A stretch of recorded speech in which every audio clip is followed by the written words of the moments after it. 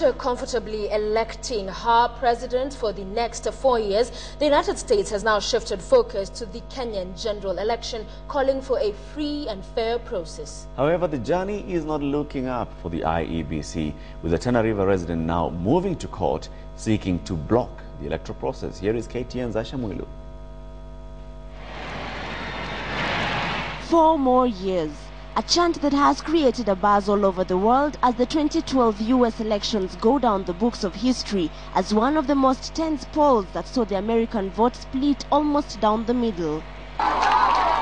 Miles away from the United States, however, Kenyans joined the rest of the world in observing this democratic process, with memories of the 2007 botched elections resonating in their minds.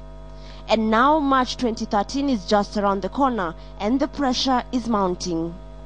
As the election campaign unfolds, all Kenyans will have a shared responsibility for choosing who will lead Kenya. And all Kenyans, no matter their ethnicity or gender, will have a shared responsibility through their own actions to help ensure the election is free, fair, and peaceful. But even with one of the most sophisticated and perfected voting systems, the American elections were not short of hiccups. There were reports that some polling stations had to resort to the old-fashioned ballot paper ballot box voting way after electronic machines experienced a few glitches.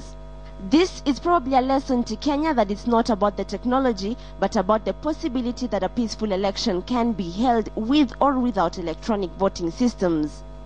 The United States has just had a hard-fought, close presidential race. But although it was close, it remained peaceful. And even though today there are many Americans disappointed by the election results, all Americans recognize and accept the next president as our country's leader. The message could not have come at a more appropriate time. A Tana River resident on Wednesday moved to court seeking to stop the next general elections from taking place, citing that the IEBC is not ready to conduct the polls, and the pressure on IEBC is coming from all directions.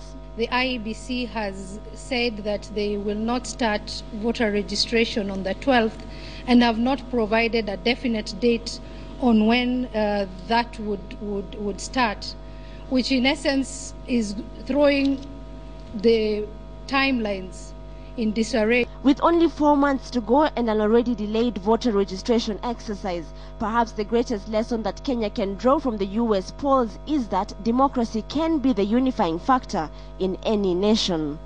Ashamwilu, KTN Prime.